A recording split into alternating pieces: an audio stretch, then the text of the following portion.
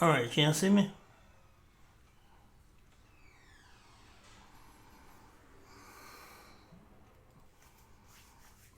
Oh snap! We got somebody says 5x5. That's got to be somebody that's ex-military.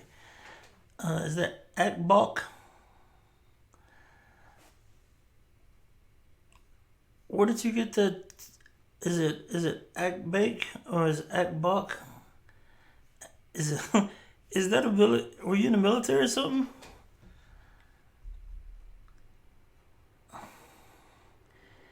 AK. That's wow. That's crazy. Like what did you do in the military to use that term?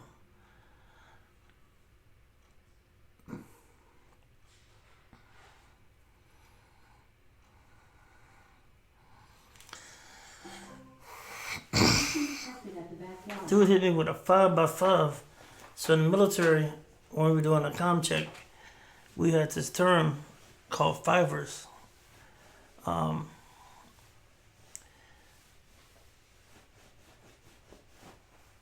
and so basically, well, if you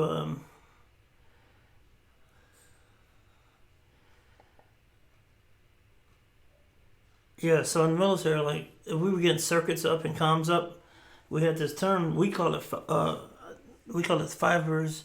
Basically, I don't know where the term came from, but we call it fivers. Fibers mean that the comms are working. So spit nickels is a term we used to use. Five, fivers, but 5x5. Yeah, I haven't seen it in a long time. That's crazy. That's hilarious, actually. So military, that took me back.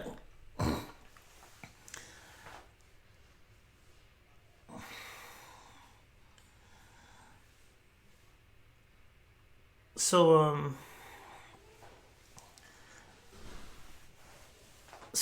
are you asking for the somebody asking for the dang the one of my dogs barking. Got a little dog. She always barks. Y'all seen the dog? Let me. Somebody asking. What I'm gonna do is I'm gonna go into the Discord real quick, and I'm gonna try to post that packet capture. I'm gonna post that capture we had. For the packet tracer, so everybody's on the same page. Let me open it up, and I'm gonna go into the chat.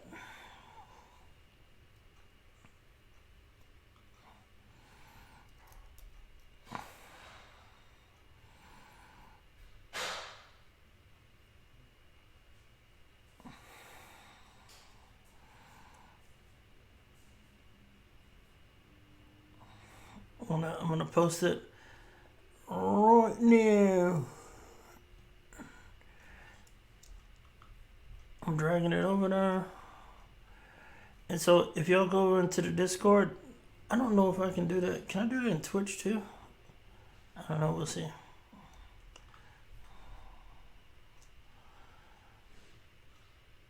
No, I don't. No, does not work. All right. So what I just did is I went into the Discord channel in general, and I posted that packet tracer file.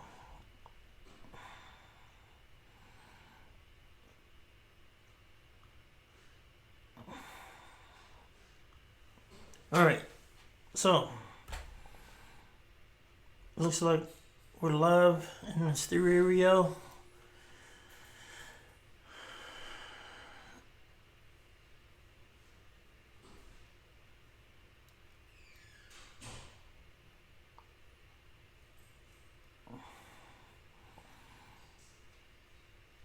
All right, so the packet tracer file, this file right here, I did put that into the Discord. It's in general right now, so y'all can grab that. Let me see if I can go to Excalibur.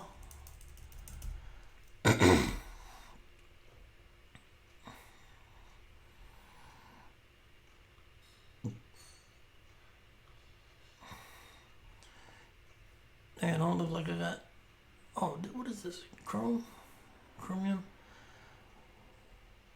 Alright, so for some reason it looks like I lost my ScaleDraw, but that's fine though.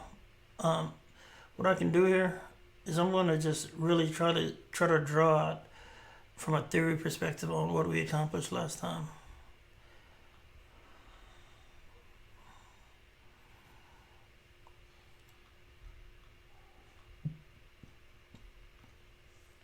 So we had a couple of these are going to be our multi-layer switches.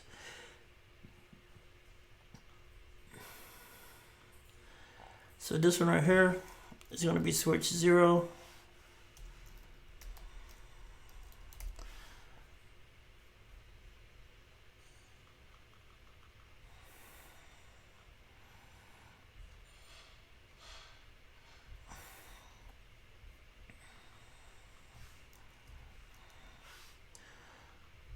I'm going to actually change that font so it looks, actually let's make it large.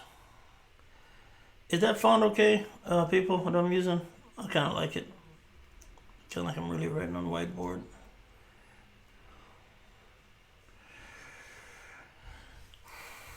This is switch 1. So very important. I think that the main thing I'm trying to do is get the theory over. So what we did last class is we connected these two together. In both ports, I'm gonna highlight this. Both of these ports was on VLAN 1. And we had 2 boxes, we had 2 machines. One was up here, one was down here.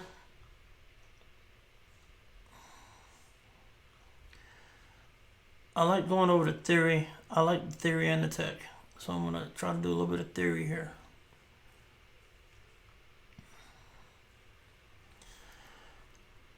And we had the same thing, same setup over here. So I'm gonna try to copy these two. Paste it over here.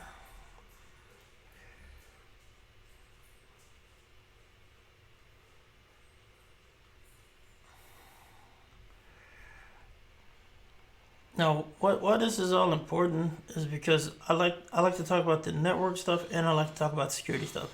So network plus related stuff and the security related stuff too.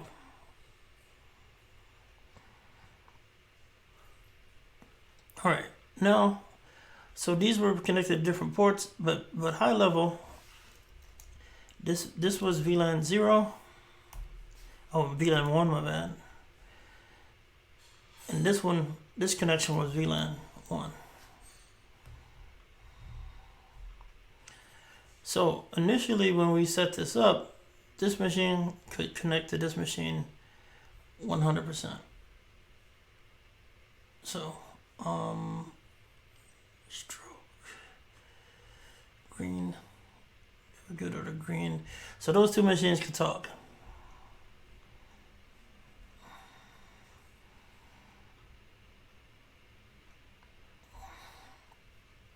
Now, funny enough, these 2 machines initially, this one connected and trying to connect with this one, without routing.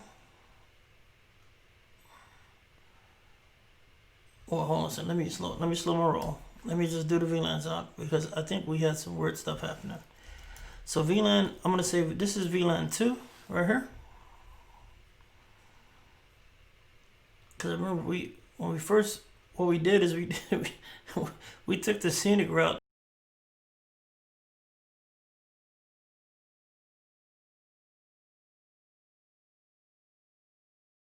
These machines could talk. And this machine right here, initially this machine would not be able to talk to here. So I'm gonna do it in red.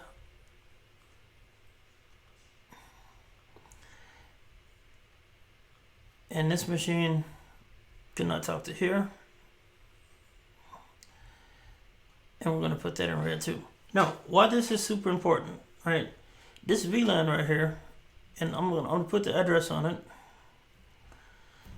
Because the more and more I talk about this stuff, the more and more you're gonna understand it.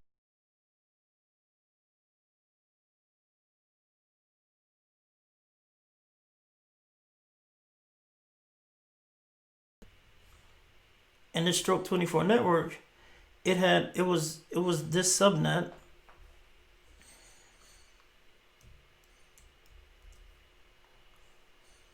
Oh, dang it, I saw another freaking packet tracer. Oops. Oh, you know what? I'm on Ubuntu, I'm trying to do Mac keyboard shortcuts. Sorry. That's what's happening.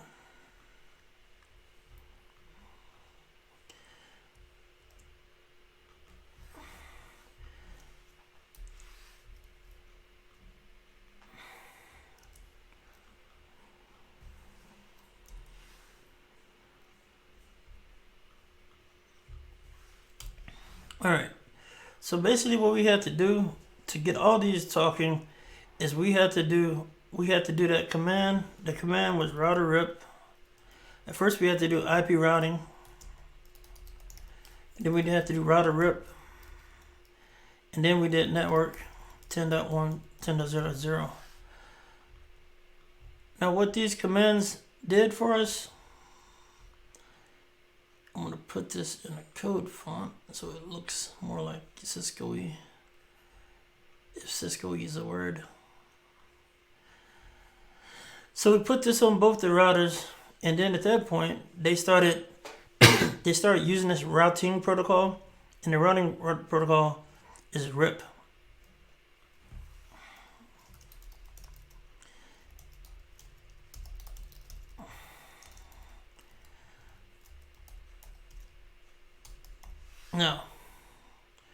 Now a couple of important things to know about RIP.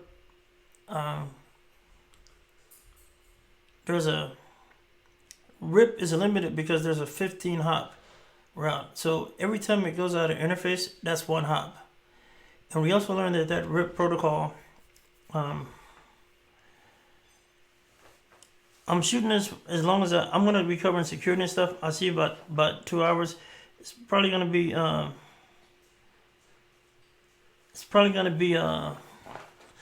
definitely over an hour. We're going to reach a stopping point where we get a lot of security stuff done.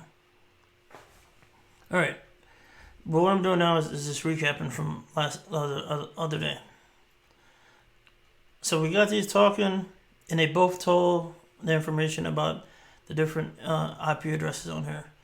Now, why it's super important to understand this is because we said there are security implications in this.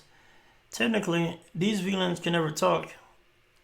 These two VLANs can never talk without routing protocols. So sometimes if you don't want stuff to talk, there's definitely an opportunity to be able to design your network so they can't talk. Now, some networks, if you have PCI is a payment credit card industry, or what is it, payment card industry? I think that's what PCI stands for. Correct me if I'm wrong. There's this stuff called PCI. I think it stands for payment card industry. Somebody tell me if I'm crazy.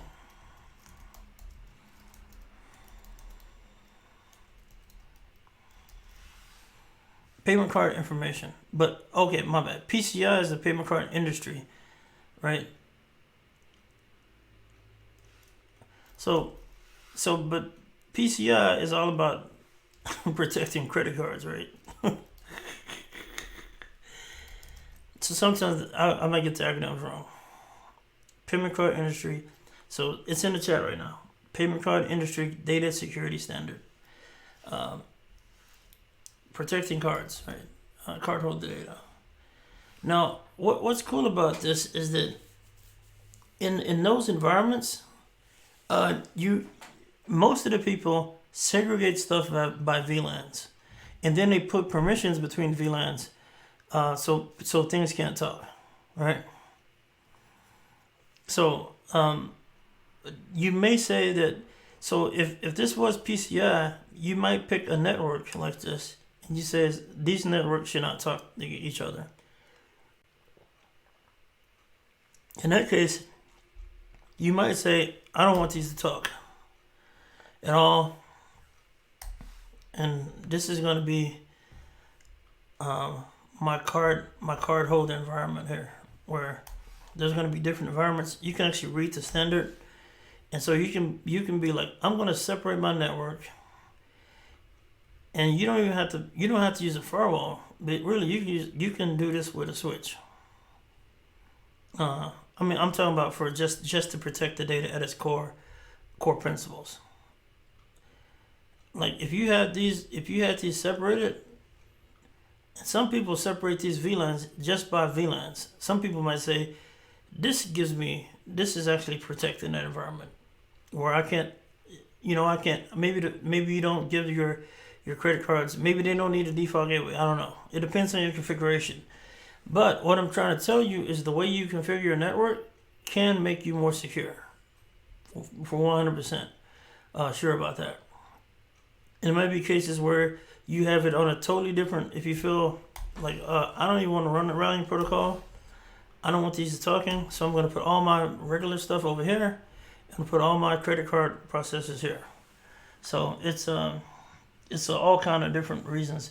But what's important to know is that even down to setting up the network right is you can actually create secure environments, which is dope. Um, or more secure environments. Like you're never going to be 100% secure, but it would be pretty hard for somebody to be on this VLAN. Say if these people are surfing the internet and they have different things, and maybe this side you only want that side connecting to the payment card processor, and that's the only person it talks to, right? So if you're working retail, this network would be all credit card processing and all that stuff, and this would be your corporate side of the network. Now, where people get in trouble is connecting these two together and enabling routing all over the place. So one of the big things about this is about this setup is this is what PCI you have these different you have different enclaves where if you're processing. Oh, hold on a second. I gotta take a call real quick. Very important.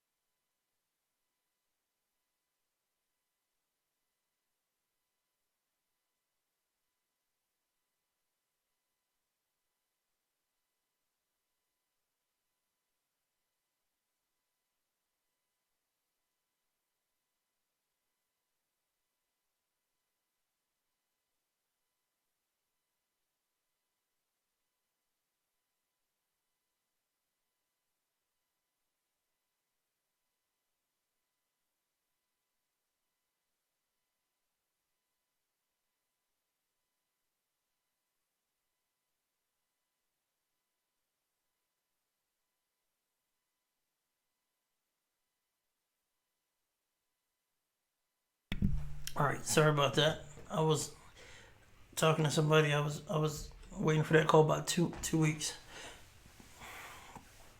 All right, so the big thing here, and I don't want to beat a dead horse here per se, but you definitely want to consider when you're building the network. Don't complicate things. Don't say, oh well, we'll be safe if we put a firewall in between here, or we'll be safe if we do a trunk and a trunk port, and we just only send certain VLANs across. Like in security, the simpler the better. And if you could say, this is how we're going to do it, this is how we do it, and you make sure that there's no connection. It doesn't at any point in the future. Don't make this connection, because that's a slippery, definitely a slippery slope. All right, so I'm just checking my.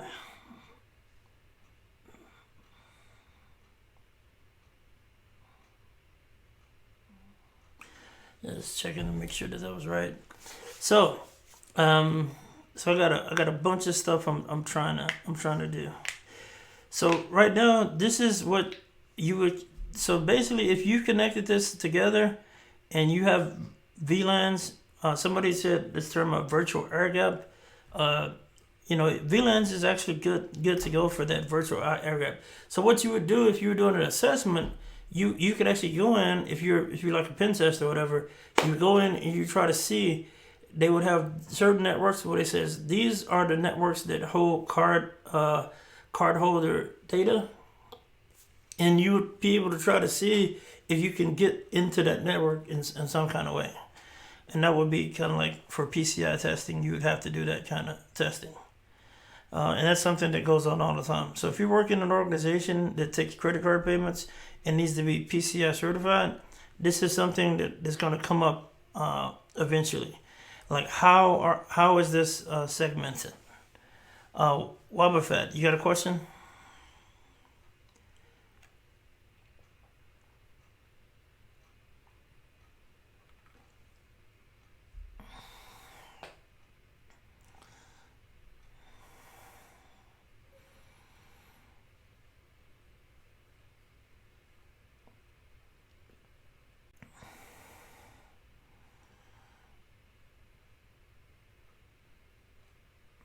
So all credit card data should be transmitted in encryption, and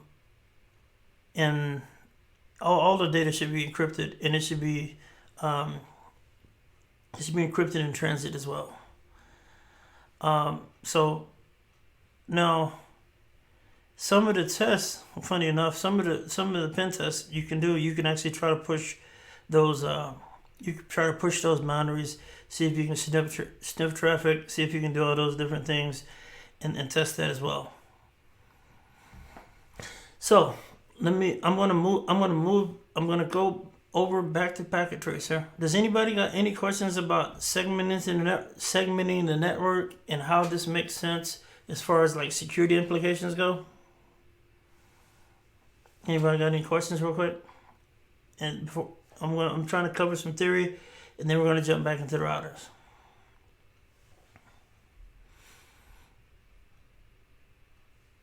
All right, cool. So it seems like everybody's cool. And I'm going to open up the Packet Tracer program again. All right, cool. This is what everybody had when we was gone. So there's a couple of things here. Even like from a security assessment perspective, there's a lot of stuff that's not right about security in here. There's a lot of different things that we probably need to set up if we're trying to be secure. We're going to walk through these. I might be rusty on some, so I'm going to be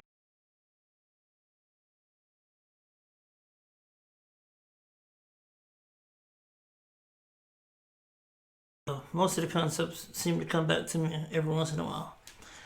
Forgive me, I'm getting old. All right, so we're going to click on here. First thing you notice here, is that we can get into the switch. And this mode here is super important to remember the modes. I think that by doing this, and if you want to do the CCNA, by going over this stuff a couple of times, it's going to make it way more approachable. You learn the network plus curriculum, plus you have a little bit of this. I'm pretty sure that many people in here could go do the CCNA based on what I'm teaching y'all in here. I'm pretty confident in that. So there's a couple of things. It did not prompt me for a logon password here. And even though I can't do any configuration, I can actually, if I'm an attacker, let's look at this. All right. As an attacker, what you can do is you can start finding out a little bit about the network. So let's try to do a show IP interface brief and see what happens. Sweet. So even though I have no permissions here, I just found out information about the network. I kind of understand the subnets. I do see, and also what I see on here, and I could actually see from the lights what's plugged in and what's not. And what's super important here is this, right? What's super important, somebody just mentioned another command here. So let's say like I have, all right, so first of all, this stuff should be in a closet.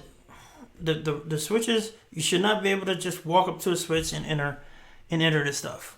From a physical security perspective, there should be locks and access on a network closet.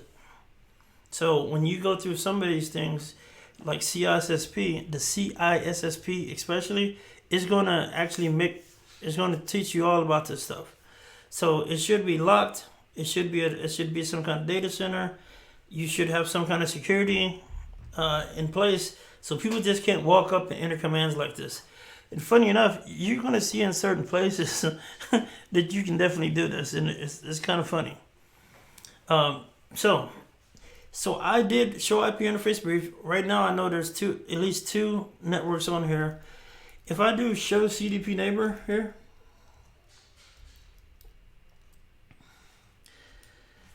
what's cool about show CDP neighbors is it's going to show me what information is what machines are connected here. I'm on quarantine switch 1, and it tells me that I have another switch. So Cisco Discovery Protocol is turned on by default. Cisco Discovery Protocol means that each Cisco device, they can actually discover each other. They can discover each other. And I think I can probably do a detail here. Question mark, detail. See this right here? Boom. I can find out all kind of information about this. This is as good as a port scan here. So what I know now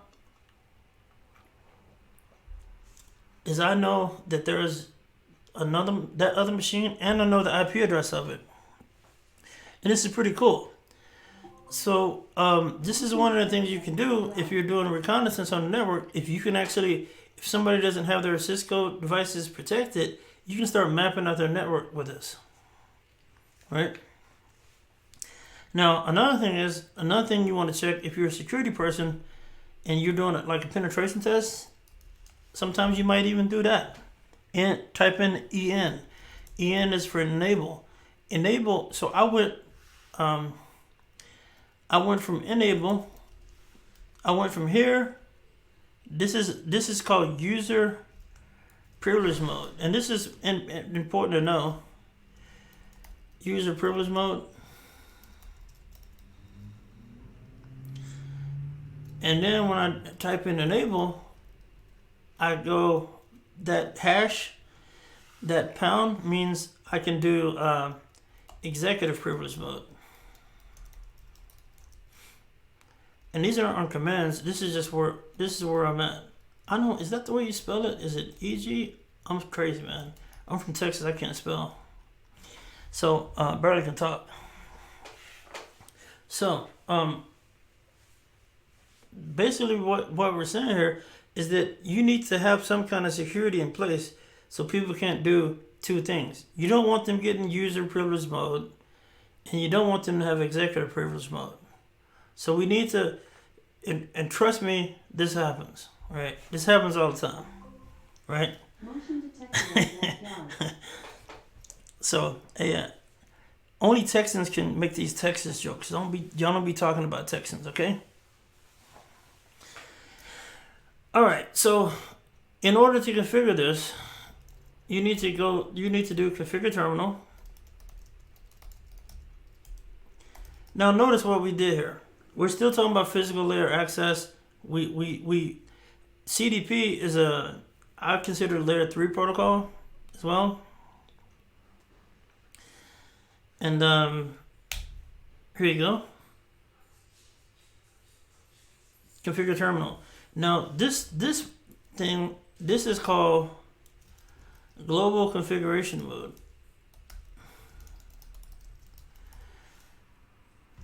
Oops. So here's the deal. So sometimes these things may be on a test, and then sometimes these things may be on even on an interview. So if you can walk somebody through this, like how would you configure an access control list on Cisco or whatever, something like that. Oh, first I would go into user privilege mode, then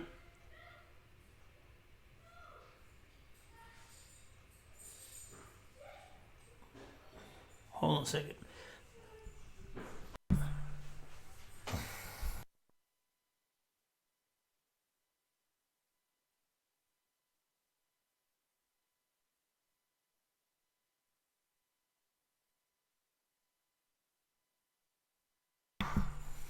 Heard there was some screaming going on in here.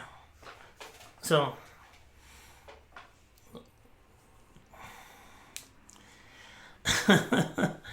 so here we go. Everything's okay, supposedly. So in global configuration mode, like I said, you can walk people through this, and you can just walk through, like you can walk people through these steps, and in your head, you know what you're talking about, right? And again, if you need any kind of help here, you can do this, right? Okay, so a couple things you want to do, right? You see this right here? It says login, enable secure login, checking, right? So also, that's the first thing we want to do, right? So what we do here is we say login. What? That's not what I want to do.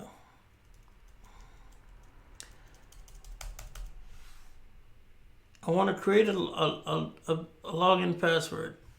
Login block 4. I have not did any prep for this. So I need the gurus to help. I know you can do enable secret password. That's something.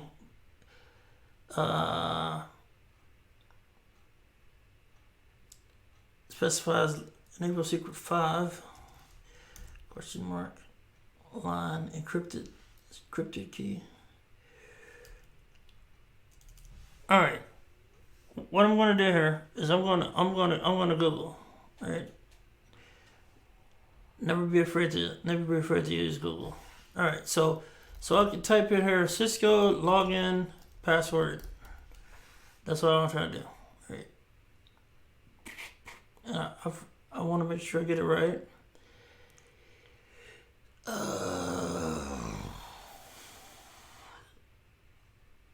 Cisco default usernames and passwords. I don't think I want this. I need the command line. And I'm looking for help as well. All right, Cisco login password, command line. So a couple of things we want to do. We want to make sure that Telnet console Oxford password. It's been a while. So let's see if we can actually get the commands. I want actual commands.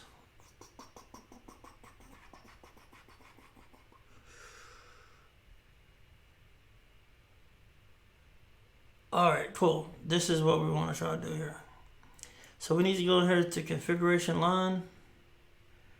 Configure terminal. Line 035. I think it's coming to me.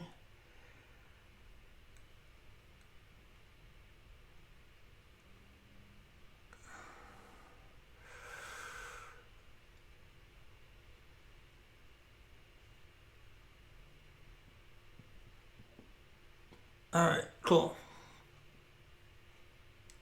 Let's go back to the thing.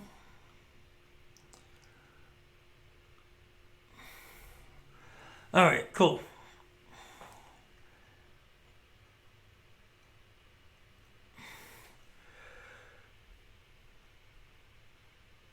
All right, so first thing we need to do, need to go into the interface, line VTY. So VTY means I'm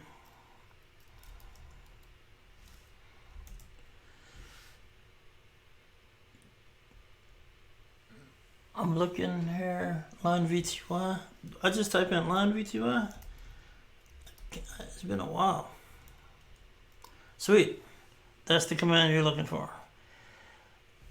And in here, what this VTY, this stands for virtual terminal. And enable login password checking. So login.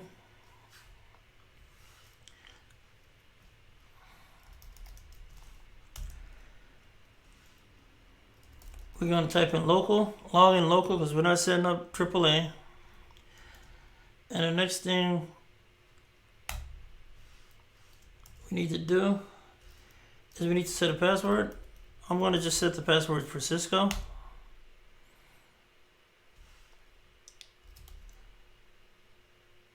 Now VTY, I think that's just going to be for my. Backyard. Let me try this again. Exit.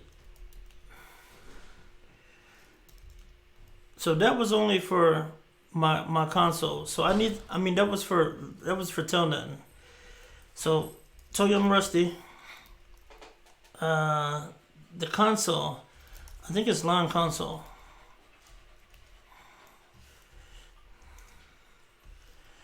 Line console 0. And I think I'm gonna have to set up a password here. Login. Local. Password Cisco. Now I'm going to exit, and what happens? Oh, username? God dang, what's the username? Admin? I didn't set a username. Holy crap, I didn't set a username. Am I locked out? Am I locked out, people? I think I might be locked out. Alright, here's where this comes in. Check this out. This is actually pretty cool. Because like when you make mistakes, then that's when you can learn something new. Alright. Let me go in here. So I think I was on switch 1. I couldn't log in. Let's check this out. I didn't set a username. So I can't log in. It don't look like I can log in. Can I log in? It says, okay, hold it. Somebody says Cisco might be the default thing. Yeah. So somebody's on. So let's see. Whoops. All right. I think that I'm gonna have to do this. So I'm in switch 1. I'm locked out. But what's cool about this? Remember we said that if we didn't do what I can do is I can restart this joker. And how do I do that in Packet Tracer? How do I restart this joker in Packet Tracer? Can I click on something? All my people, how do I restart this joker in Packet Tracer? Is there a power switch here? I don't see a power switch. In this view, you shouldn't bother. You should have nothing changed. You can pull the plug.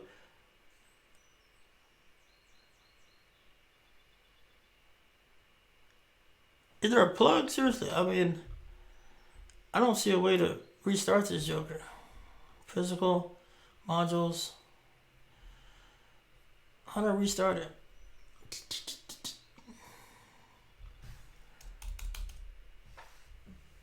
Dang it, I'm trying to see. Does anybody know how to restart this router?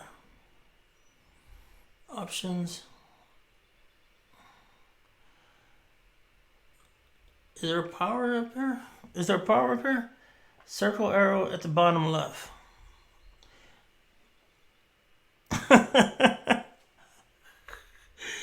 There we go.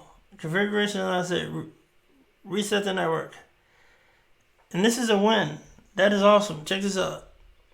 It's right here. Whew. Now this is beautiful because everybody that's ever gonna do. Oh, I didn't save it, and I didn't save it on purpose, by the way. Right? This is beautiful because when people mess up, it's okay if everything got power cycle, by the way. Right? That's totally okay. Because hopefully it didn't save it.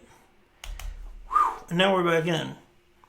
I 100% have messed up big time and closed the circuit or something, and I closed the circuit on the wrong side of a place, and I was stationed at one place in the military, and I closed the circuit on the other side, and so basically, and I was administering that, so I had to get somebody at that remote place to reboot it. Now this has happened to. This is something that happens all the time, by the way, and you don't want it to happen to you, but this is something that can definitely happen. All right, let's try this again. Now, if somebody tell you they ain't never made a mistake, they're tripping. So now we know that it's line console 0, and let's see what options we have in here. What is this? Login local? Question mark. Enter. Where is the place where I set a password? I mean, where did I set a username? I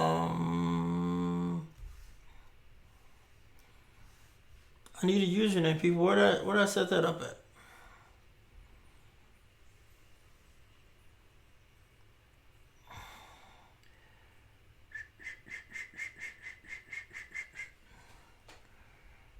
Where's my username at? Dang, man, I haven't did this so long. Login, Cisco. Login, VTY password, console password.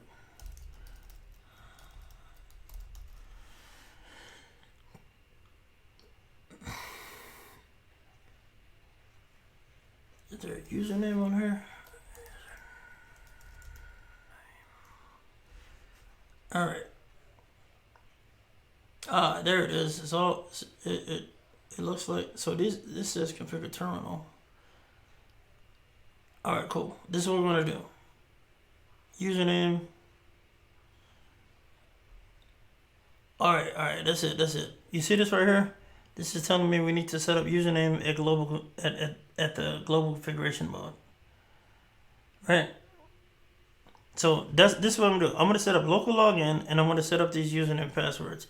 It looks like I can do it at a privileged exec mode.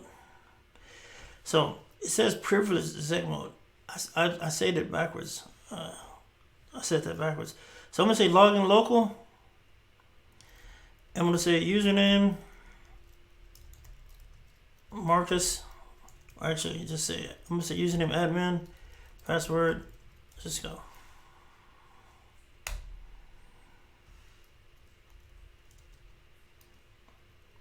Now, I'm not going to save it till I know it works. Admin, Cisco. What? This is epic fail.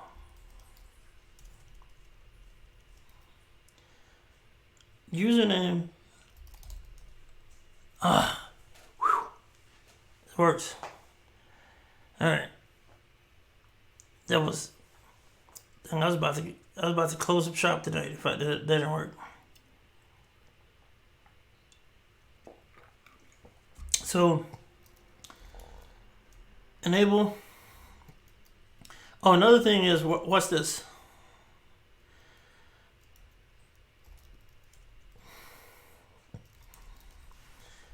So now that I got this, and we're just going over this.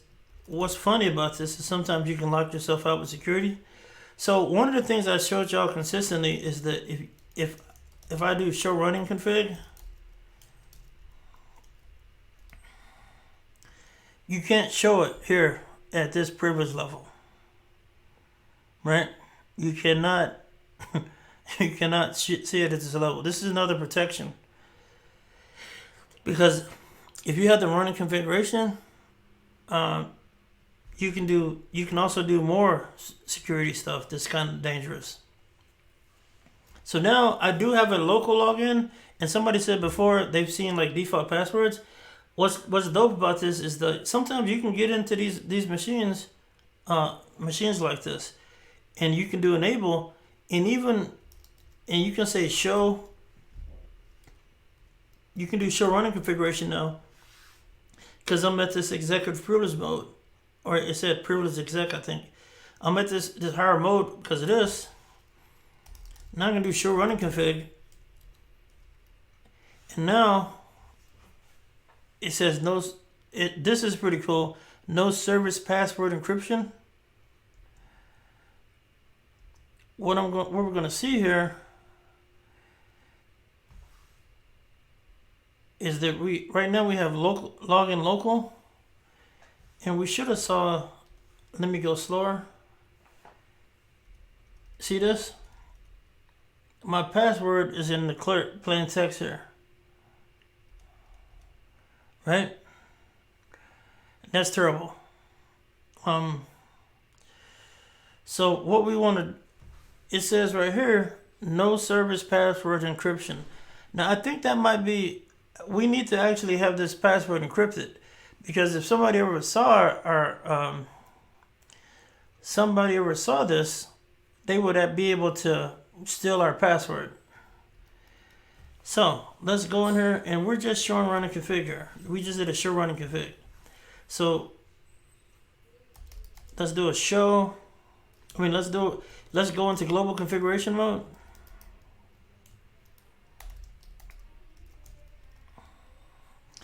Now, what we're going to do is I'm going to say service password encryption.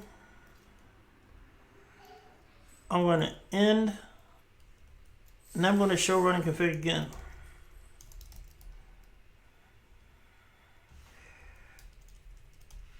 It had an error because I didn't put it in there. Enter. Now it says service password encryption here. You know what? I'm laughing at myself here because you probably can see me reaching over into this terminal like you're like y'all are shoulder surfing me, right? So now look what happened. This is called, I think it's called Type 7 encryption, which is terrible, and I'll show you why in 2 seconds. So admin password 7, I think this password is going to be easy to crack, by the way. And this is what you need to notice for security. I've actually got into stuff. I've broken into stuff by knowing some of these things. So I'm going to search for a Cisco. Dang it, I can't type. Cisco. Wow. Cisco password decrypt. I could be crazy, but this usually is pretty easy to do. I'm gonna type that in. Whoops.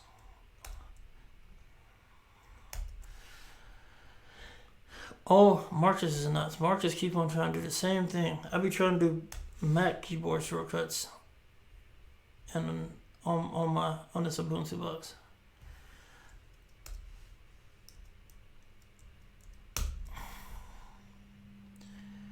It doesn't look like I'm successfully copying this thing.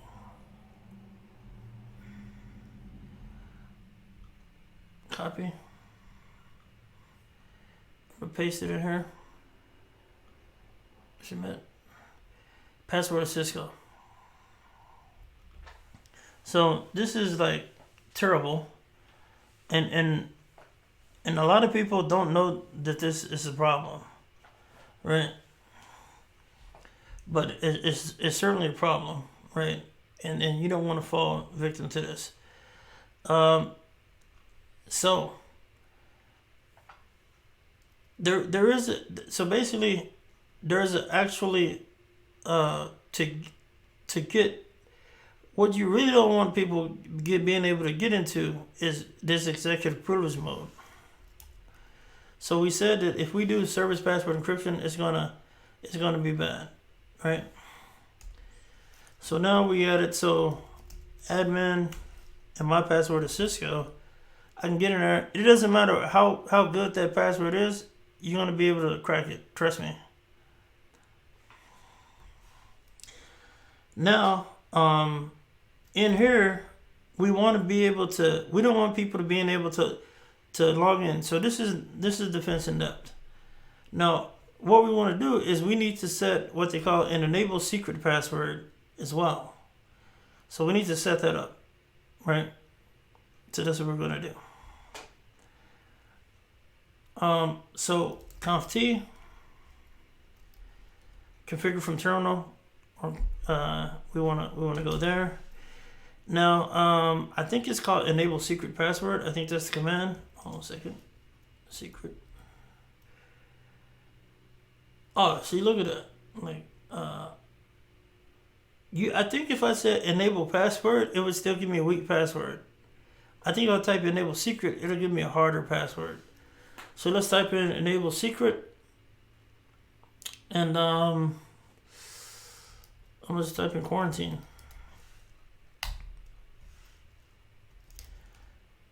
And the cool thing about this is we can show run and config.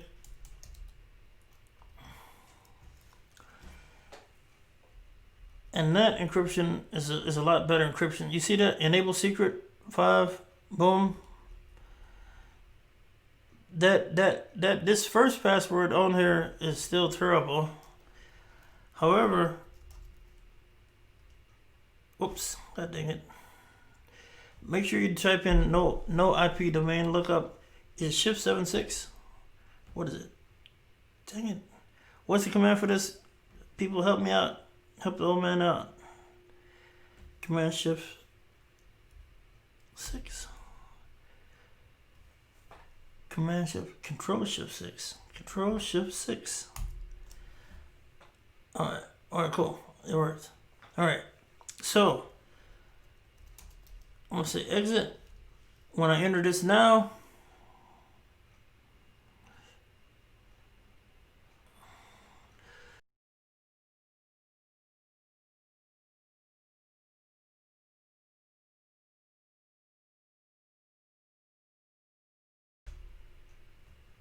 it's asking me for another password prompt.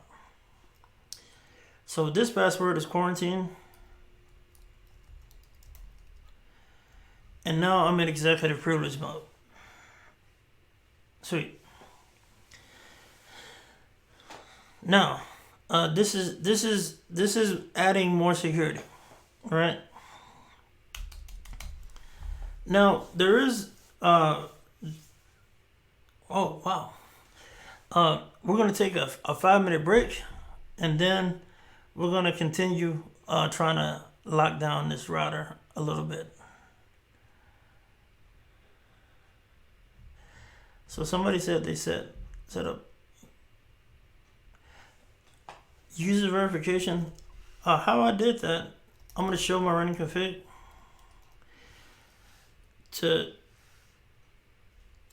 You set up the users by saying username, the name of the user, password, and then the password. Don't type in a 7. And then on the console, you type in login local. It's 2 steps. So create your username, admin, and then the password. All right. You got to type in admin. I would say username, admin, password, and then the actual password. Don't type in the 7. All right. You know what? I'm gonna take a 5-minute break quick. I'm gonna walk around shook it off. I'm kind of beat. So I've been doing a lot of coding and stuff. I'm doing a lot of Python stuff. I'll be right back.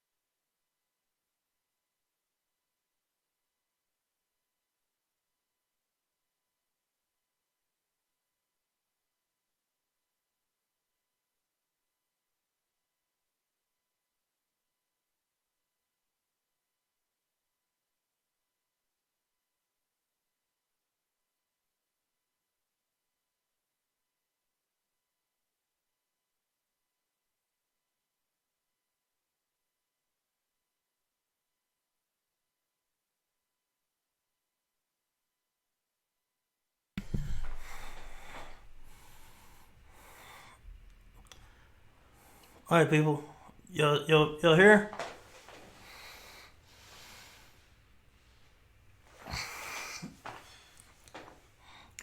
Hey, thanks everybody for posting all these really good tips and all that stuff. And I want y'all to know this is thank y'all for going on this little journey with me. Like I said, I'm rusty on a couple of things, but I think in life in general, and definitely in the tech scene, what you have to know the generals about and the core evergreen stuff. Because like I said, I mean, I know that you have to have these logons. This you have to have this and you have to that. What what you just have to know, because the nuances of the how to enter the command is something that you can Google at some point. You feel me? So the core principles are always going to be the same. I need to go in, I need to set up this thing, I need to do all this, right? So that's what you really have to know. If anything, for me, you don't have to know everything, you don't have to be perfect, but just know the basics really, really well. Know these core principles that I'm trying to teach y'all really well, and you'll be able to do anything you want to. As far as and that's how I roll. I mean, I don't get distracted so much about the shiny objects. I like, if I just know how this works, and so if somebody's talking high level, I'll bring them down. Okay, cool, boom. How does this work? And then from there, then I roll. So a couple more things here. We're gonna cover something that's kind of trivial that you might not think about, but from a legal aspect, it's definitely gonna help you out. So we're gonna create a banner, and then we're gonna talk about access control lists, and we're gonna figure out access control lists. We might lock ourselves out a couple of times, stuff, but that's what we're gonna do, right? So you gotta have some kind of banner, because from a legal aspect, you need to warn people that they're gonna get in trouble, right? And so what I'm gonna do here is we're gonna do that. We're gonna go through that, right? And and that's what we'll do. All right. So the cool thing is we do have it where it's state where I like it. So what we're gonna do here is we're going to go here and we're gonna say copy running config to start a config. Now, the lesson that we all should have learned earlier when I messed up was you always have the opportunity to reboot to bounce the router, right? And that's you can bounce that router, and what that does is you can come back to the state that you were initially in, and then you can, once you get to a state where you know it's good,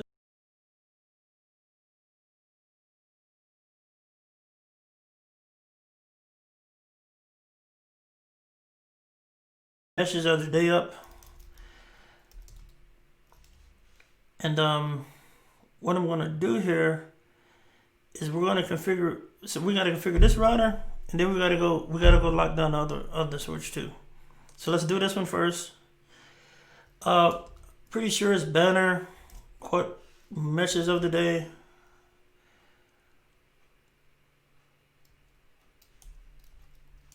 Let's try this and see what happens. So what you need to do is you need to this is kind of important right here. So you need to set up a delimiting character. Here it says C, but traditionally what's the common standard is to do a Z or anything. You could do this. Some people do this, but it should be a character, and hopefully I'm not crazy here, right? Am I crazy? What is this for? What if I do this? That's it. So now what people do is you could do whatever you want to.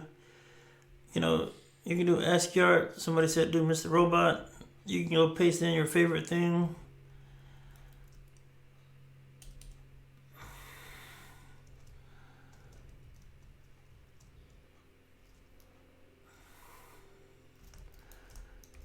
Warning, you will go to jail.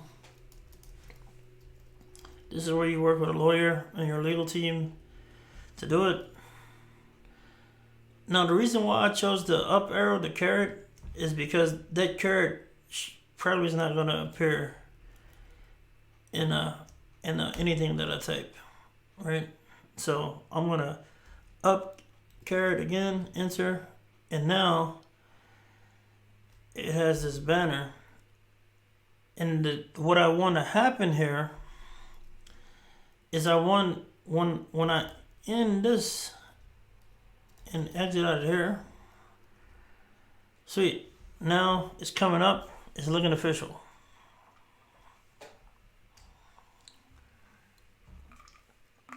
So log out and log back in, and it's going to give you the message of the day.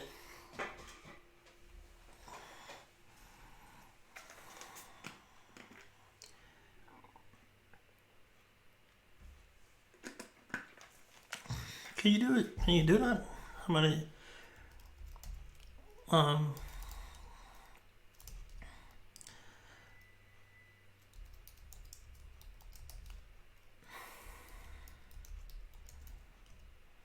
right, cool.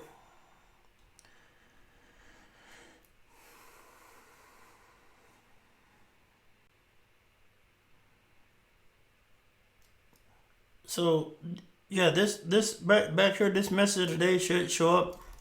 Somebody said, "Can you do this?" No, you can't do that. So it shows up when you log in. So if I do show running configuration now, it's gonna be in my configuration right here. So basically, the reason why you need this from a corporate perspective is just like when you have a corporate system or login, you want to tell them that whatever you're being monitored, no unauthorized access, and all that stuff. Because funny enough, people's their defense is, well, I didn't know I couldn't be in the system. I didn't know this. I didn't know that. Right. So basically, if you you need you need this for legal protection, right? And this is why you see this in all these different places. So even if you have a Unix system, or I see systems all the time, they don't have any warnings. You just you try to log into them, and they just have a username and password. You know what I'm saying? Like, you need to identify that. You need to tell people that you can't get in. That don't try unauthorized access, because if they go past that point, then you have some kind of legal recourse. And I know this may sound silly, but I'm telling you, this is definitely something that's something that protects the organization from a legal perspective. It's not going to prevent people from hacking into your system, but from a legal perspective, and security, most of the stuff we talk about is like risk. There's legal implications. There's all these different things, but right now, what we have is we have some core elements here, right? We have this network that we're building here, and make sure that you do the copy.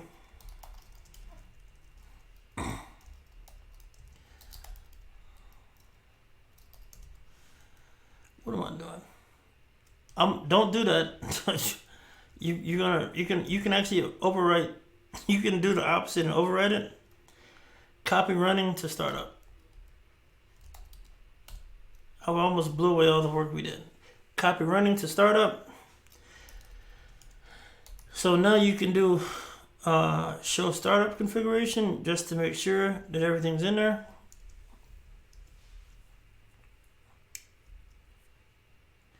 Now you have 4 minutes to get a head start. So this last command, copy running to startup, and then I verified that everything was my startup. I'm gonna give you a 4-minute head start to start configuring switch 0, the other switch. So what you need to do is you need to set up a local username tell it to log in, enable secret, and you need to put a password on it. And then we did basic security 101 to the router, to the switch, and then we're gonna look at access control lists and how they work.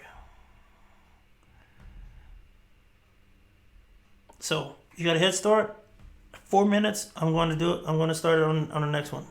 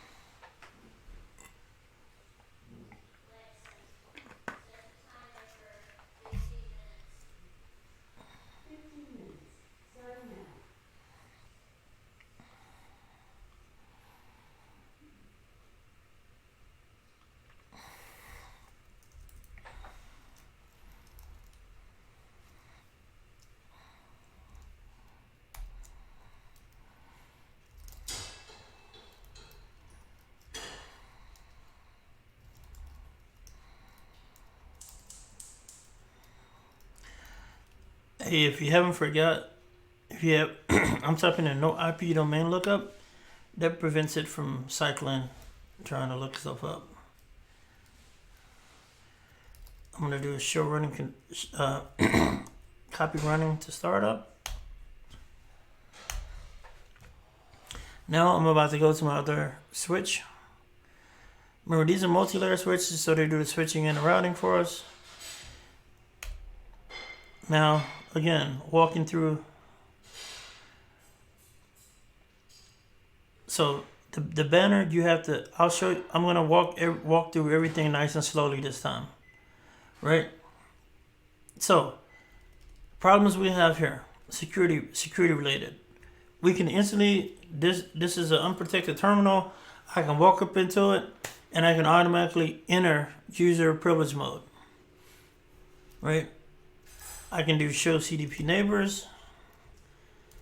I can do show IP interface brief. I can start collecting information about your network just by connecting to this guy. I'm gonna show our other one on the other side. Show CDP neighbors. Brief. Whoops. What? Did I spell it wrong or something? I guess you can't. What? I can't do brief. Alright, whatever. So I do see this other one. I could have swore you could do that. I guess I can do the brief from this mode. That's fine. but I can collect more information. I do know that there's another switch near me. Um, oh my bad, it's detail. Okay, cool, sweet. So this is pretty cool. In detail mode, yep. So detail mode, I actually have IP addresses. I can tell. So sometimes you may find, sometimes there might be a vulnerable code, a vulnerable software here. They're just, I mean, Cisco routers are just like anything else. And so you may be able to go in there and you may be able to even issue an exploit to that machine to exploit it. So there's all this type of information, and that's just like by having it just at this level. So that's why what we want to do is we want to definitely not allow that. You can also see the interfaces. I think we talked about this. You can see what interfaces are up or down. And you know what's funny here? All these switches. Let's do another thing real quick. I said we didn't do something that we should have did. And let's go. What I want to do is I want to go over here. Let's go back to switch number 1 real quick. I'm going to enter that because I forgot to do something over here. So show IP interface brief. Oops. I just noticed this.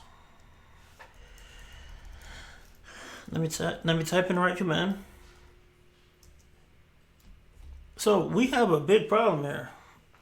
Now, the big problem here is that we have a lot of ports open. So basically, this status down here, status up means that it's administratively turned on. That means it's like a no shut. You know that command, shut, no shut, shut down, no shut down. The rest of these that say down, that means all those ports are wide open. And so what that means is that anybody can come up and plug a device, an Ethernet cable into this port, and what they can do is they can get onto our network and go willy-nilly. Another problem is typically in big like office environments, the network cables, the network patches, you can just plug into the wall and you can get an IP address by DHCP and all that stuff, right? And they would be on whatever VLAN is constructed for. Yeah, so basically they would be connected to VLAN 1, and they would be able to get an IP address, and they would be able to do all this stuff. So what you must do is this. You want to make sure that all the ports are shut down except for the ones you needed. So that means we need to go in here and we need to shut down 3 through 24. And we need to shut down this one too.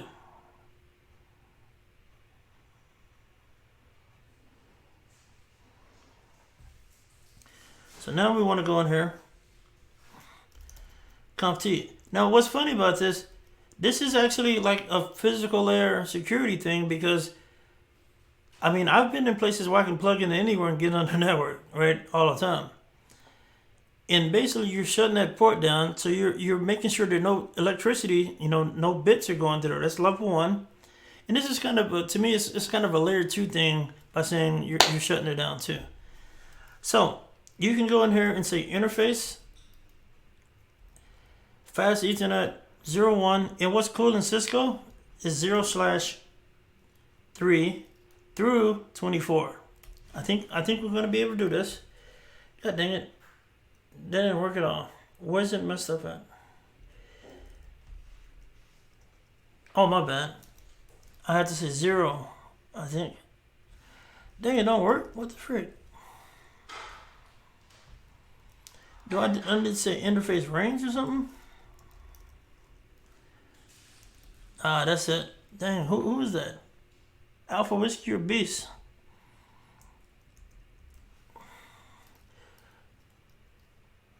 That's it.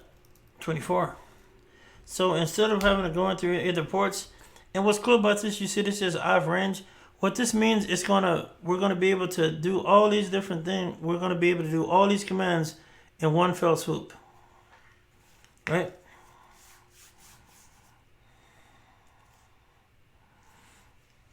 So now what I can do here is I can say shut down. Boom. And they're all changed administratively down. I can end. Now I can show IP interface brief. Now that's what you want to see. Now we know that we need to go back in here and do the gigabit. I just wanted to see that situation right there. So now go back in there, conf T.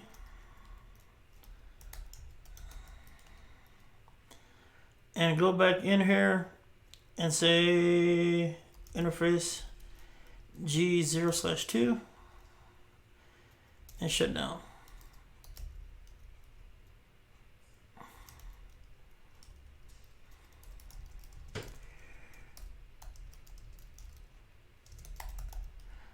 Now these are the little nuances that you want to do. If you're managing a network and you're the security person, these are the little things when you go in, like boom, you look at the ports, you're like, oh man, I wonder if all those ports are down. I wonder if so these are this is how you piece everything together to make an attack super hard. I mean, you hear all the time people coming in and plugging stuff in and doing all these different things. So each step that you take is another step into securing the network. So now what we're gonna do is copy running configuration to startup, because it's not gonna. If this rebooted, it would be back to normal, right? Matter of fact, that's a valid technique to try if you're doing a pen test. Bounce this. I'm not getting an address. Bounce the switch. See what happens. Will the interfaces come back up then? You never know, right? But of course, you want to make sure that you got you want to make sure that you got permission, right?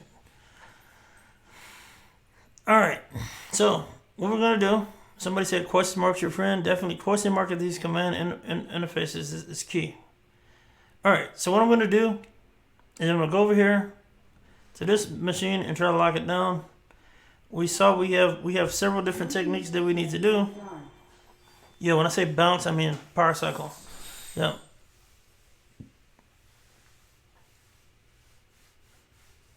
All right, so let's walk through these steps real quick.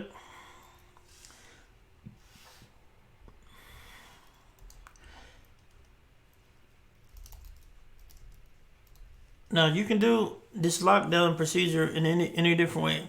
So we're trying to prevent people having physical access to the machine, plugging stuff up in here. Make sure that you have a door protecting it. Make sure you don't have your dogs just walking in on you unexpectedly and all that. You know what I'm saying? So, username. I said admin, password Cisco. Now I'm going to go into the interface line 0, I believe. That was console, right? Line console 0. And I'm going to say login local. Remember, that's going to give us our whack password. We're going to type in enable secret. What am I talking about?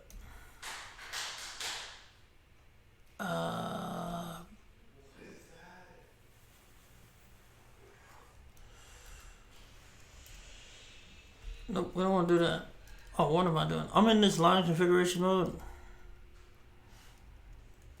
What's the dang command?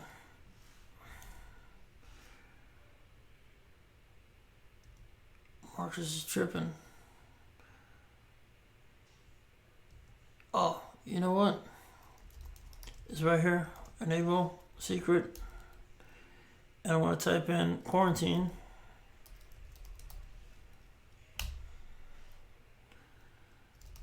Now, what we can do before we lock ourselves up is we can do a show running configuration and just site check it to make sure.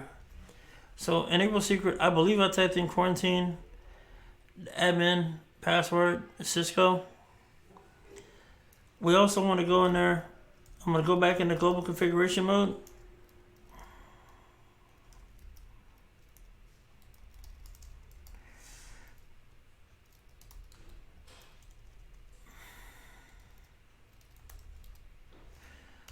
All right, I'm gonna slow down a second, cause we only did 2 things so far though, or 3 things. We typed in a couple commands.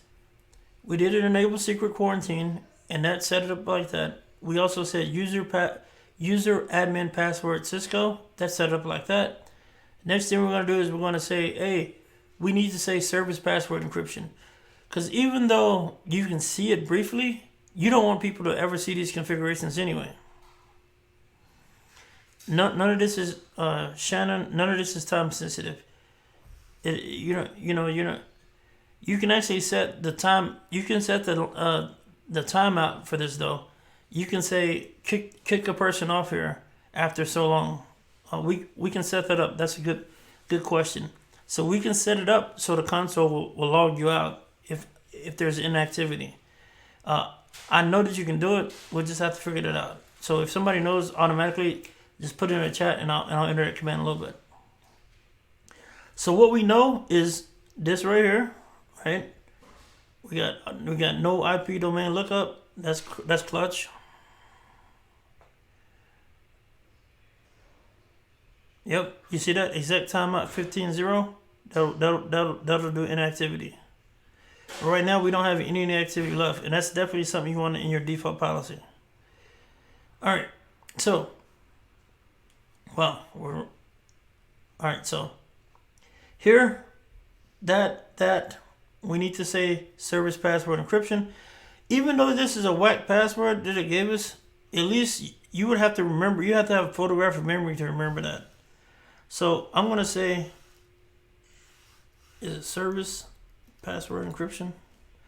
I'm gonna turn that on to obscure that password. So I've actually gotten into these before, because sometimes people use the same login password as the enable password, and so I've got access to Cisco router configurations, and I've broken into routers before.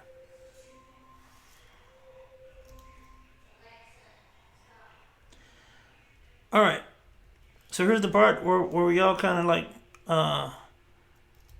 if I do end right here, the timeout is based on minutes of inactivity. Exit.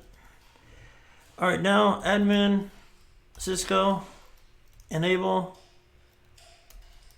quarantine, and now we're in. So we got the basic stuff done. So always protect your configuration files, because there's a lot of information in it. There's IP addresses. There's all kind of stuff in it. Access control lists, as you're gonna see. You're gonna get a lot of that stuff. All right, so let's go in here and set up our message of the day.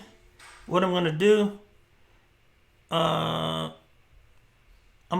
cause I'm kind of crazy. I have OCD a little bit here, so I gotta go copy my other one. I gotta copy this. I'm going in the other switch real quick to copy my banner. Sorry, but I would go nuts if I didn't do this. Dang it, can I copy it? Please let me copy you. Copy. Whew. Man. Sometimes in life you just gotta go with it. If you have your little quirks, you just gotta go with it and be okay. You know what I'm saying? You guys recognize it, recognize the feel, recognize the game and go to it. That would disturb me if I didn't do that. All right, so configure terminal. We're trying to do exactly the same thing. So this is how you get this to work. What I do, I'm typing in banner MOTD, and I'm using a caret because you need a delimiting character at the beginning and the end, right? Enter. And so now it's expecting the caret at the end. You can do anything you want to, but I do a caret because a caret is barely ever used ever. Now I should be able to paste this. Bam. Enter. And now when I do the caret again, it's going to automatically finish that. Now you could use anything. I use a caret because, again, unless you're doing some kind of crazy ASCII art, you won't miss that. I mean, you won't do that, right? That's it. Now we have our banner. Next thing you want to do is we need to go and look at our interfaces.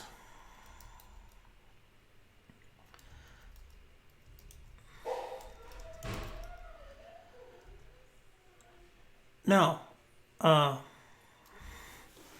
hope all y'all cool. How y'all doing out there, people? Checking on my peeps. How y'all doing?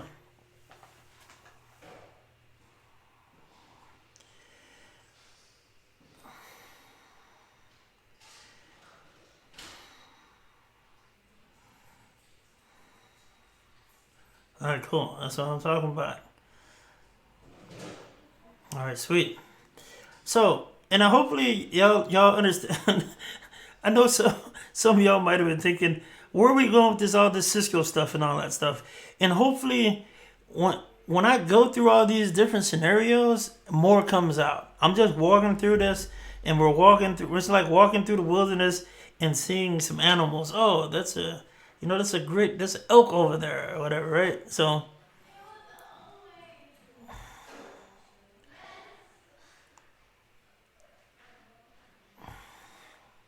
all right.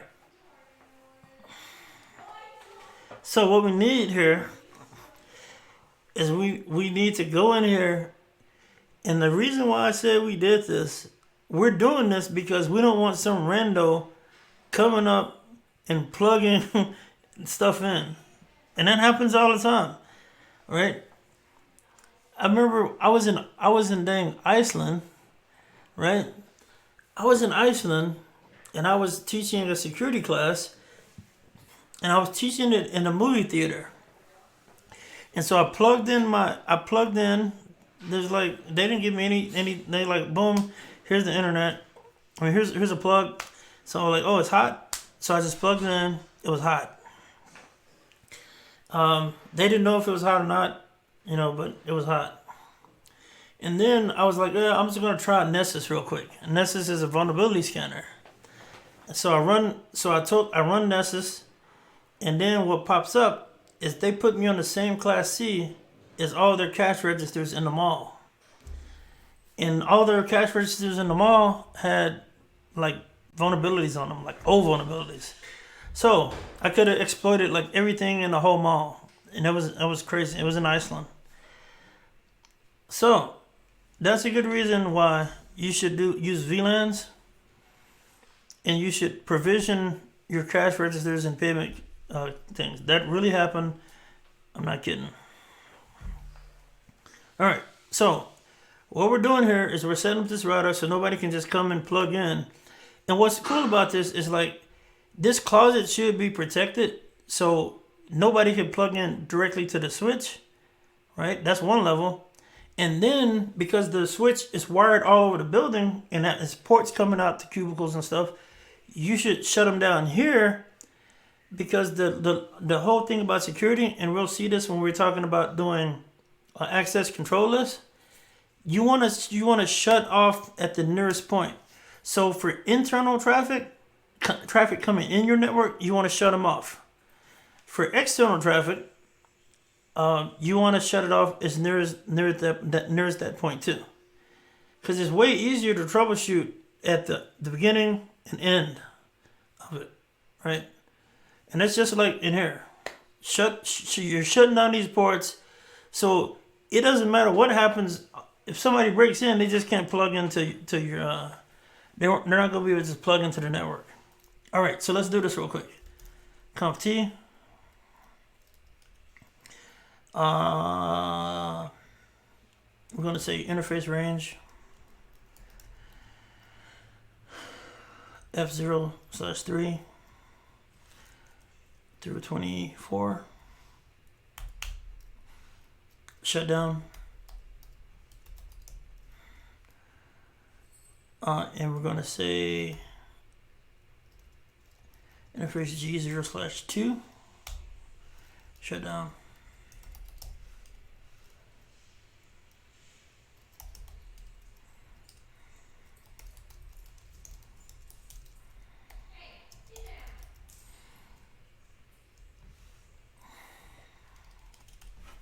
All right. So what we have here is we have all that stuff done. Have I forgot something? Have we forgot anything?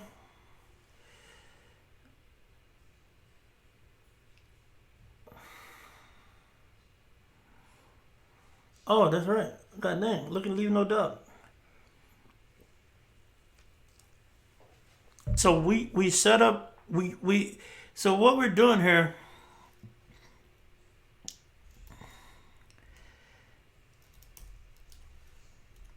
Boom. We have our legal situation here together. So if somebody just absolutely stumbled upon and they broke into our network closet and they just happen to have, whatever, they still come in here. So you're like you're putting up barriers in your organization for there's no plausible deniability.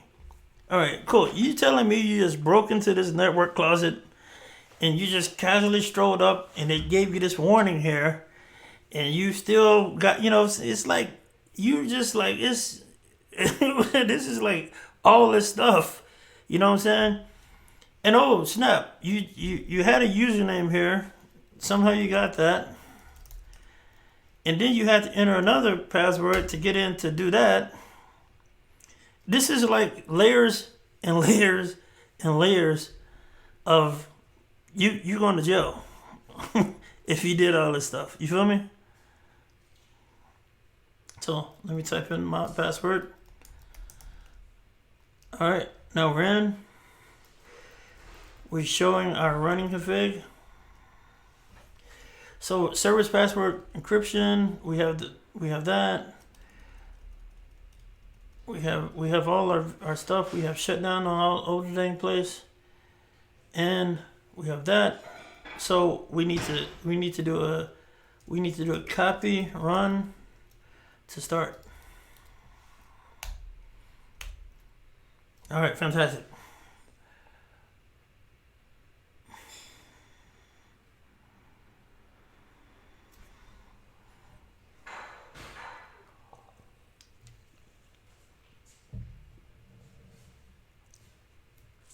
All right. So check this out. So what I want you to do is like, I think that what I've learned is like I think you can approach anything with security mindedness, and by knowing these things, you're gonna be a better security professional, and just thinking of these things step by step by step. And notice I keep on bringing up the OSI model. The OSI model absolutely means something to me, and I keep on referring to that. Even like the physical layer of OSI, that's physical access to me. That's power. That's everything that involves that. I mean, physical layer is that's air conditioning, because if something overheats, the system is going to shut down, and there's all kind of different things, and so that's how my mind works. Okay, so let's go in here. So we have all this running. So now let's talk theory a little bit. Now we're going to talk about access controllers. I wish you could put. Is there a way to put labels on this joker? Anybody know? What is this? What is this? Resize, place note, place note. Can we place a note on this joint? Oh, okay. Hold on a second. 10.1.3.0/24. Don't let me figure out how to use packet trace on y'all. Y'all gonna be in trouble.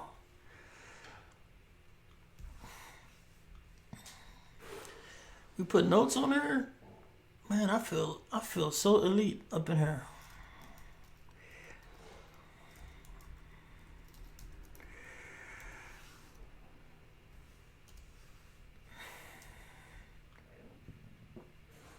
Can I move a note? What's this right here? This is. All right, let's label our map. We can do a note. This is a note thing right here.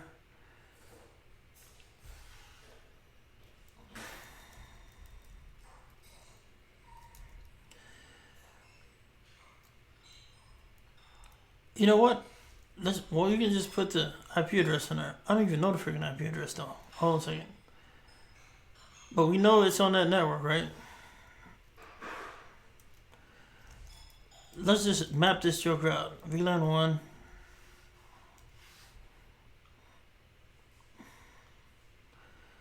VLAN 3.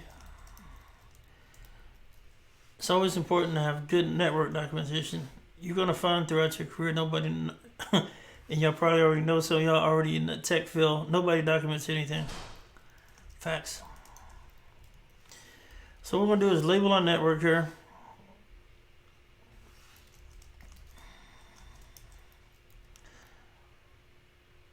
I think this is right. All right. So let me grab this note thing. I'm gonna hopefully go through at some point. Whoops. I'm gonna go through at some point and do this better. So basically, this is on that VLAN. This is on this VLAN. This is on this VLAN. This is VLAN 2 connection. This is VLAN 1 connection. And we know this is a VLAN 1 connection as well. Alright, so we had a hypothetical before. The hypothetical that I did on the sketch program is I said maybe we don't want VLAN 3 to be able to communicate to anything else. So this is how that works. So in our mind, theoretically, is let me see. So basically, if I said I didn't want this talking to VLAN 1 assets, but let's pretend that we wanted to talk to VLAN 2. Maybe that's a good example. So we're gonna pretend that both of these networks here, they need to talk to each other, but they can't talk to VLAN. So 2 and 3 should be able to talk, right? And that's what we're gonna roll with. We're gonna use access control lists to do this, right? So all right, cool. Somebody's giving me some information here. Let me put this up here. 10.1.1.024. I want to do that. All right, so this IP address right here is .1. Is 1. Oh no, this is .2. This IP address right here is this .2? Yeah, right. And so this one is .2. I believe this is .3.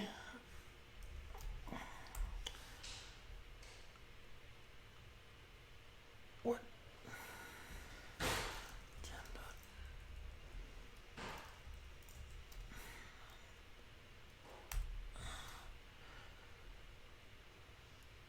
All right. Is there anything wrong? Is my IP addresses correct? Beeps. All right. So what we want to do here is we want to do access control list. So what an access control list is going to do? What is this, a line? Do I have all kind of what? Do I have a line here? What is this? A line? I don't even know what this is. That's it. What's this? I'm discovering this as we go. No fill line, draw a rectangle, draw a freaking line. I love it. All right. So, is my IP address right? All right. So what we're going to do is we want to set up an access control list. we need to set up an access controllers to block these people from talking over here. So this machine and this machine, they shouldn't be able to talk to VLAN 1 assets. Am I wrong? PC 3? 3.3? Is that right? Okay, hold on a second. Let's check this out.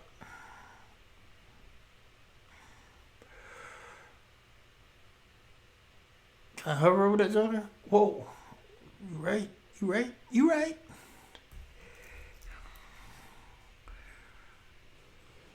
Alright. Am I looking good now?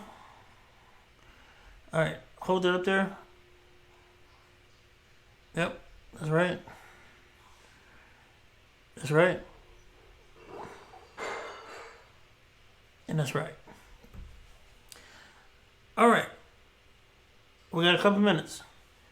What we're going to do here is we're going to do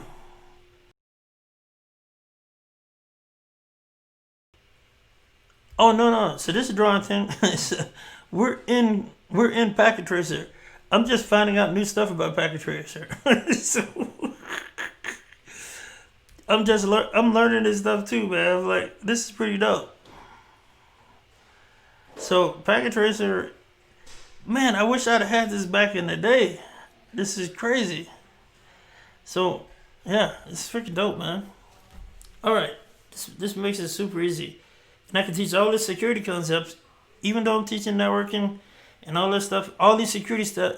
This is like evergreen as a mug. I'm telling y'all. All right, so we need to say this address space cannot talk to this address space. So we're gonna try to make this happen. Let's go. This is gonna be hard because I haven't did ACLs in a long time, but we'll figure it out. We got all these smart people in here.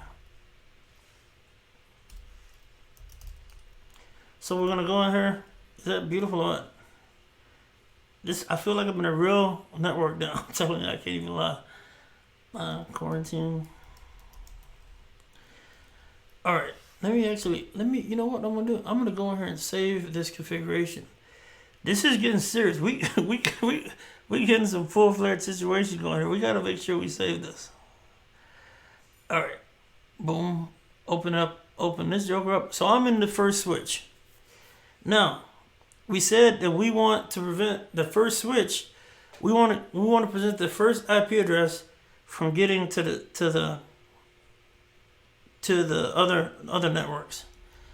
Now, there's a couple different ways we can do this. I'm thinking of the best way without destroying something, because I could really mess this up. You can really mess this up. If you mess this up, you can block all kind of situations happening. So, what you can do with this is you can do a subnet, or you can do an explicit IP address. Right? So somebody said, "Can you do this in 10 minutes?" Can we do it in 5 minutes? More likely now. Let's try to do it. So, boom. Here we go. Let's try to do it. So what I'm going to do is I'm going to count to you. You're going to have to create an access list. And this access list, I'm going to say, this is standard. Question mark. I'm going to just say 1, because you have to give it a name, or it looks like you can do a name or an access list number. I'm going to do 1. Actually, yeah, you could, it doesn't freaking matter. All right. So standard 1, I'm going to do a question mark here. I'm going to say deny. And what I'm going to do here is I'm going to be very explicit. I'm going to say 3.3, question mark, 255, 255, 255, 255. Now, this is super important, because what this means right here is that I'm saying this IP address and this IP address only, because it has to match each bit. That's what that means. Cards your turn. Now, question mark. All right, cool. I think I'm going to be. I'm good. I'm good here.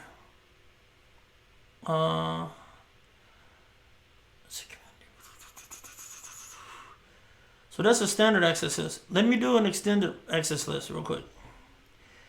So I'm just gonna end just for my sanity's sake. So I'm gonna do IP access list, and I'm gonna do extended, because that right there, that as long as you have to apply the access list to a certain network or an interface pretty much. So I'm gonna say IP list extended. Extended is gonna give me more capability. I'm gonna just say 101. And here I'm gonna say deny. I'm gonna do the same thing I did before, but I think extended is gonna give me more. Hold on a second here. This might be Phil, and I'm gonna have to come back to y'all next week. Okay? So basically, it's gonna give me more stuff to put in. I'm gonna say just IP.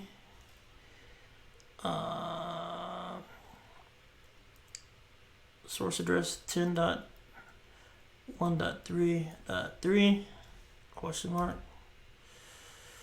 wildcard list. Hopefully I get this to work real quick. This says destination. So what I'm gonna do is I'm gonna say 10.1.1.0.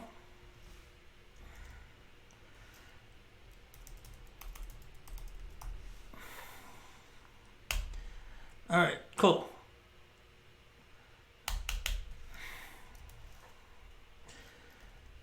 Now I can do show running config.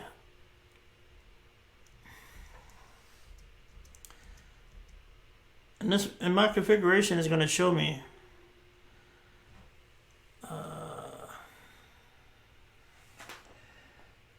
all right, here it is right here. Access list 1, deny IP any. So this is the one. Hold on a second. What the frick is going on here?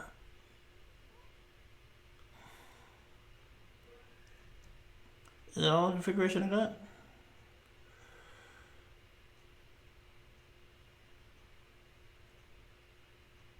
Oh, you know what? Did I mess up the network mask? Oh man, I'm so stupid. I messed up something. All right, I'm gonna have to go back in there. The wildcard mask I did is not right. Sorry. Apologize. So no access list 1, no access list 101. Yeah, I'm rusty. All right, so let's do this.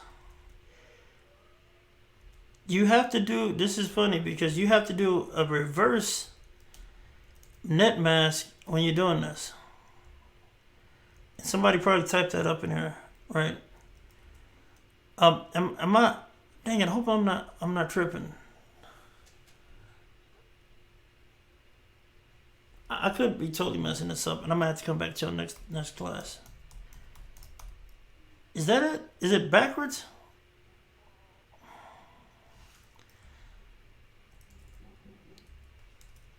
I think it's backwards. So let's try this one time, because I think this is what and if this doesn't work, we're just gonna have to see it. We're gonna have to do this in this class, and that's fine. Hopefully y'all come back.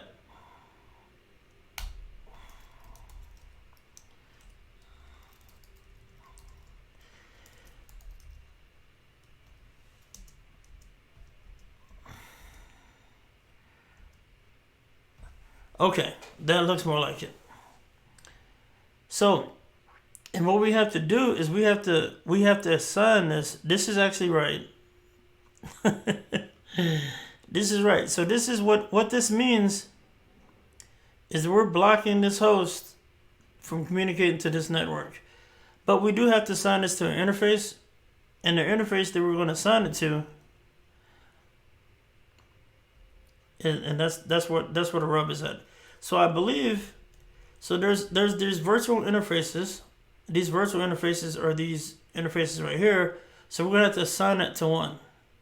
So basically, I'm saying block the traffic to go to here, and we should typically do that on the inbound. So I'm believing that it's on here, and so hopefully this works. I haven't done this in years. CompT. Actually, let's try it before we do it. Right? So let's do that. Let's try to communicate before we actually put this access list in place. So I'm saying that you can't, this 3.3 cannot get to this one, or anything on that 10 network.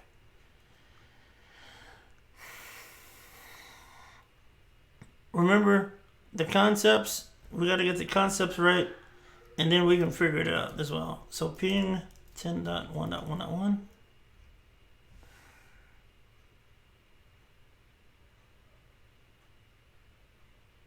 All right, cool. So we can ping it now, right?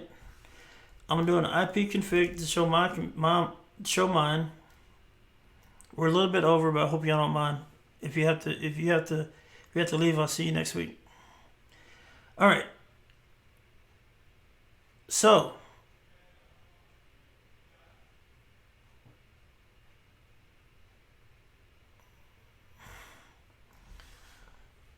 this is pretty common, by the way, because what we're saying is, in this situation, maybe this is this VLAN 1, maybe that's my credit card data, and I don't want people doing this, right? So we have to go into the switch, and what we're gonna do is we're gonna block that inbound. So let's try to do this. Now you have to make this a part of what we call an access group. And so that access group is tied to that actual access list number. So we're gonna go into interface VLAN 3. And I think it's gonna be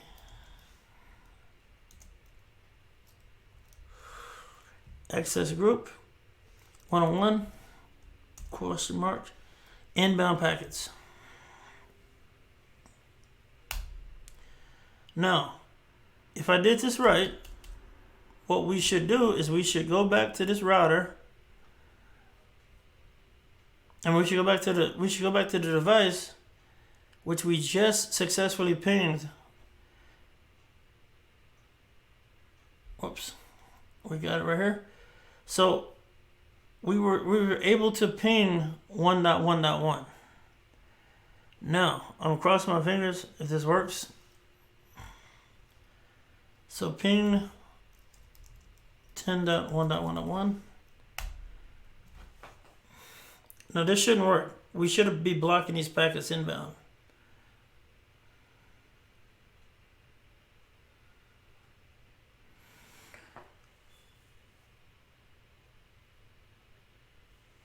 Now what you're doing, we're blocking this at the IP address.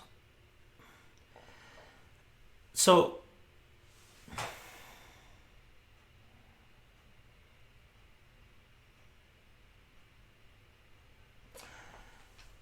what happens here is that worked, and what I'm doing here is it's getting blocked by this guy right here. Now to see, I'm just going to do another test. I can't get to here. But let's see if I can ping this to, this is a totally different network. And if I did this right, we should be able to communicate with the other network still. Don't worry. We can pick up this next week too. Because this is actually something that, like, in the big picture of things, like network security and SOCs and all that stuff, this is what you have to know. So I'm going to say 2.3 2.2.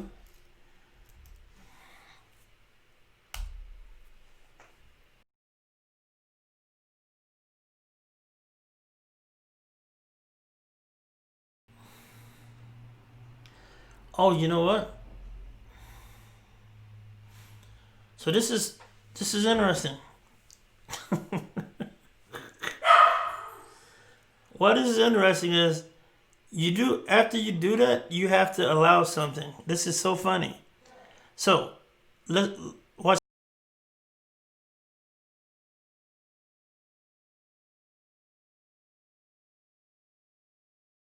I think you have to allow stuff. So let's see what happens. So how the access list work? I think it's first in, first out. So let's try this. This is so freaking awesome. This is not gonna rust off. All right. So what we're gonna do is we need to go here and say access list this. Now the next command I do is I need to say what I did before.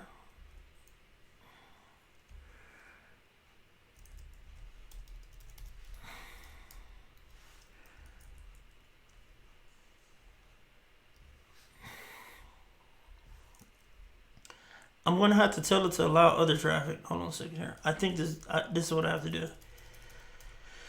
Allow. Whoops. Oh, permit.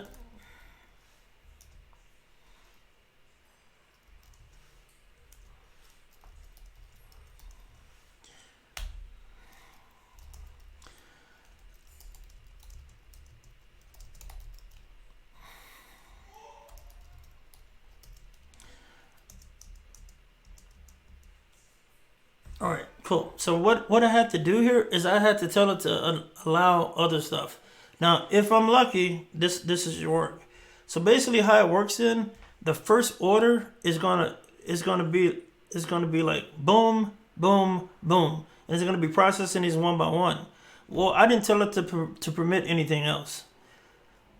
So we're gonna go. Yeah. So you create an access list. In this I'm denying anything to this network. And notice this is an inverse mask here. This mask is saying from 0 to 255 essentially, that whole subnet, deny this host from communicating with them. Right? This next statement is saying, hey, deny that. But hey, after that, just permit anything else. So the first thing that happens is it should happen, and then there's actually this thing called implicit deny.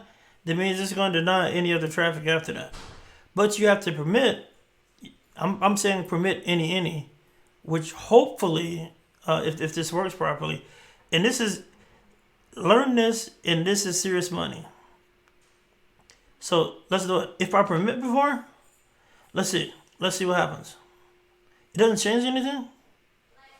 Alright, hold on a second. Motion detected at the backyard. Somebody said politician implicit deny. That's funny. That's punny. Alright, so hopefully this works. If it doesn't work, I gotta delete this whole last 20 minutes of this thing on the video. I can't let people see me failing this bad. Alright. Does it work? God dang it.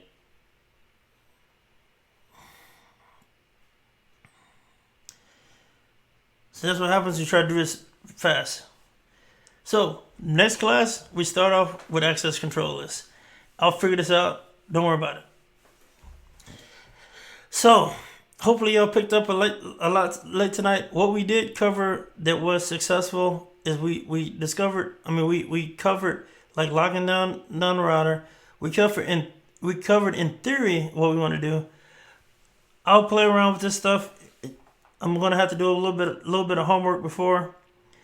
Yeah, you don't have to do a copy run start. So what you have to do is we're gonna be able to blow away the stuff that didn't work. We're gonna be able to start again. I'm gonna save this anyway, and I'm gonna play with access controllers as well. So we're gonna be doing mad access controllers next time. So that's it. Hopefully y'all have a great weekend. Y'all stay safe. Hopefully y'all learn a little something from your boy. And I will holler at y'all next Tuesday. Y'all take care. Bye bye. Motion detected at the backyard.